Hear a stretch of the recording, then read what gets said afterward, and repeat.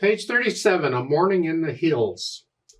The purpose of this lesson is to introduce you to the key of A flat major. A flat major has 4 flats, so we go do my scale video on A flat major.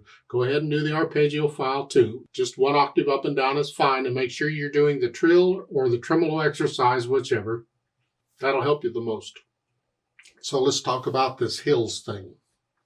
It's 1 page long, treble and bass clef, 4 flats in the key signature, key of A flat. We've already established that. 4/4 time signature. I will take it one hand at a time because we're moving around a bit. We're here at the beginning. They want 1-3, then 5. Well, if I'm going to come up here, I don't want 1-3. I'm going to use 1-2 because then my hand's a little closer to where I want to be, up here.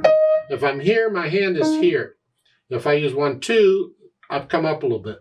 So I'm going to use 1 and 2, and then here, and then they 2-4. Now in the third measure, 1 and 3 works out, and maybe that's why they want 1 and 3 at the beginning. So you're consistent, but I still like 1 and 2 at the beginning, and then 3. And then you can do 1 and 3 because then you have an E flat here and an E flat here. They're both E flats. But in that case, I'm going to go from here, I'm going to come up to here, so I can get both of these E flats in one hand position here. So since I got to move that far, I can do 1-3 is fine. And then come back down, you want 2 with both black keys. I could just as easily do 1 and 2 here, and I'm a little closer, and then come down here, 1 and 2 here.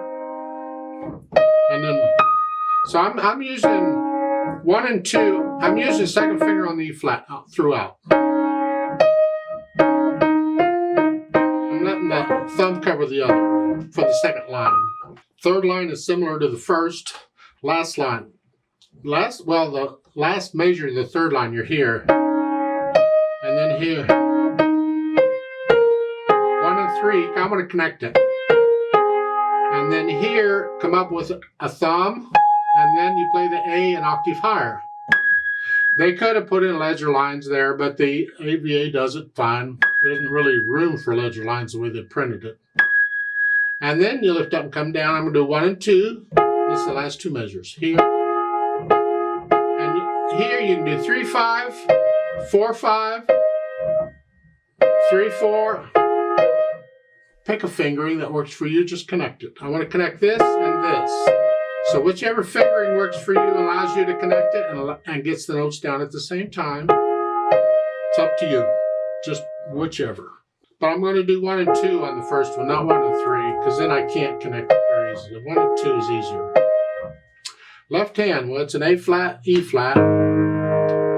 Here, you can do 1 and 5, or I should say the bottom note first. 5 and 1, or 5 and 2. I like 5 and 2 because in the second line, I got to come up to here. And this way, I don't have to move the hand. So I'm just kind of here.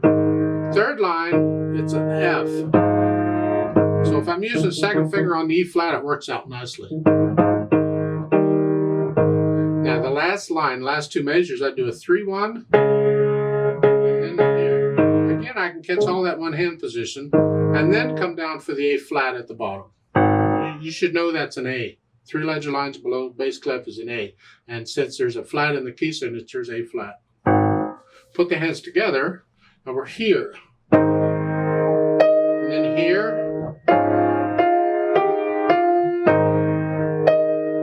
Left hand's tied. And then you're here.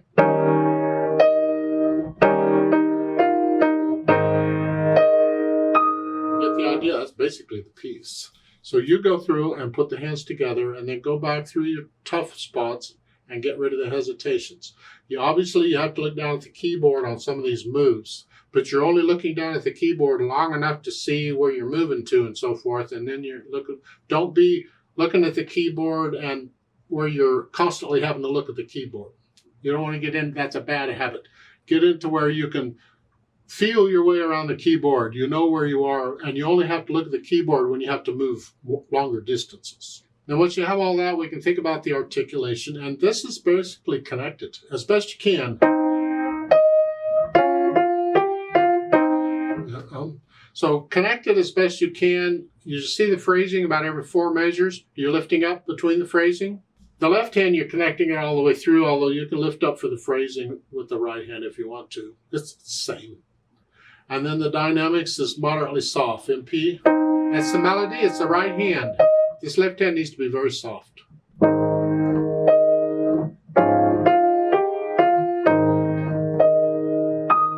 All the way through, it's gentle and soft. Well, after you get to know it, you may feel it getting a little louder in places, a little swell occasionally. That's fine. Look at the second measure, the first line here. Maybe I crescendo through that. Or maybe I don't want, maybe I just go to the G. So da-da-da, and then come back down. See, I can put in these swells if I feel them. If I don't feel them, I don't put them in. But you got to get past the mechanics and all, and you know what the notes and all that are, and you can get into the music. Andante is just a gentle speed. These half notes are not going to want to go too slow, but then the quarter notes don't want to go too fast, so you got to find a speed that works for both. Because if I make this comfortable, then the half notes are too slow. They drag. So it's got to go a little faster than that. So find a balance between the quarter notes and the half notes on how fast it needs to go. And that's going to be your andante. Just a nice leisurely feel is all it is. It's not the speed of the beat. It's the overall feel of the piece. Now I've added pedal. We can certainly use pedal on this one because it's very dry. The slower piece is, we need the overtones to give it color, and that's what the pedal does. We also need some help connecting these notes because I can't connect it like I need to without the pedal. So I need the pedal's help for that. But I don't want it to get too blurry, so I have to watch out for that. And I'm going to lift up for the phrasing. Piece of cake, right? Notes down first, and then the pedal at the beginning. And I'm going to change pedal. They're showing lift the pedal up. You get a little silence in that. I don't want silence in this. I want this all connected. So I'm going to change pedal. I'm going to do it after this legato pedal. After I play the notes. So it's again here, and then play the notes first, and then change the pedal. Change it.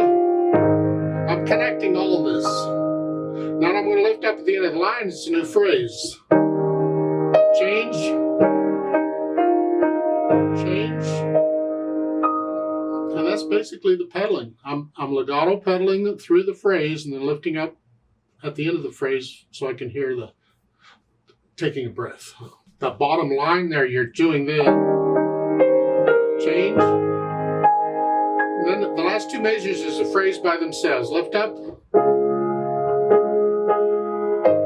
Now they tell you to change pedal. Well, I've been doing that all through it. That's what I'm doing. And at the end, you lift the hands and the pedal and everything at the same time. Yay, team. Okay. Listen to the pedaling and the effect it's having. Is this okay? Is that okay? You okay with that? If so, leave it down.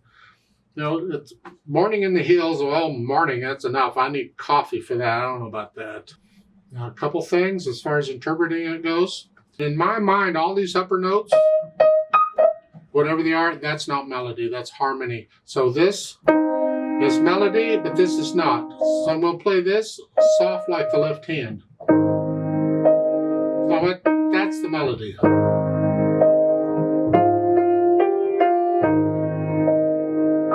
want to hear the melody.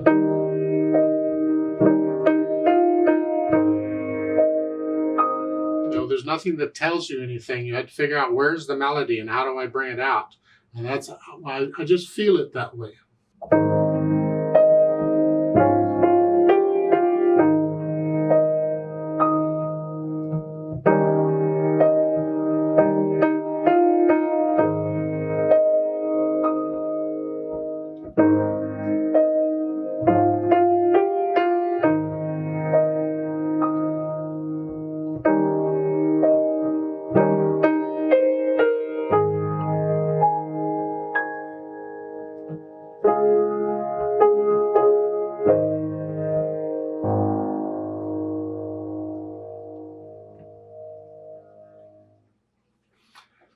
I feel a little retardando at the end here.